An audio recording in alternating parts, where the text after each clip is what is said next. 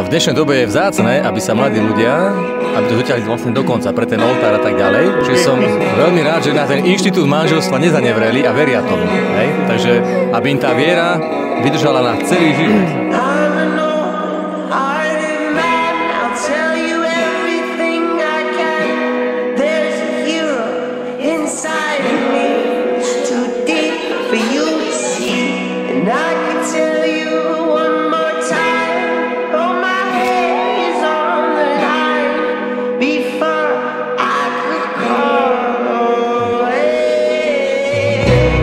On pre tú ženu žije, on tú Kajku miluje a je to fakt na ňom, podľa mňa to je fakt na ňom cítiť, že bude celoživotne verný.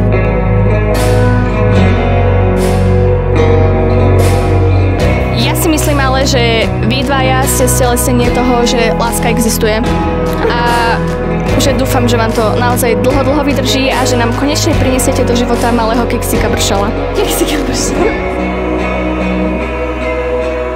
Bola to zábavná akože história s nimi akože. A neviem tomu uveriť, že akože po 6,5 roku teraz tu stojíme a že sú manželia. Je to také dojímavé.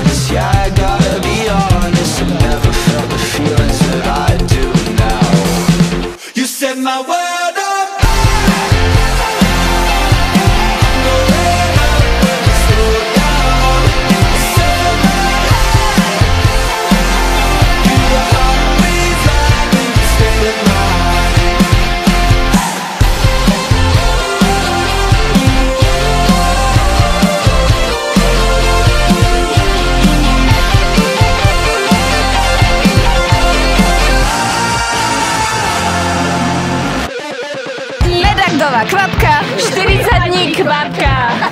Ja by som len chcel podotknúť, že tá rožovka je akože fakt dobrá, ako vidíte všetci.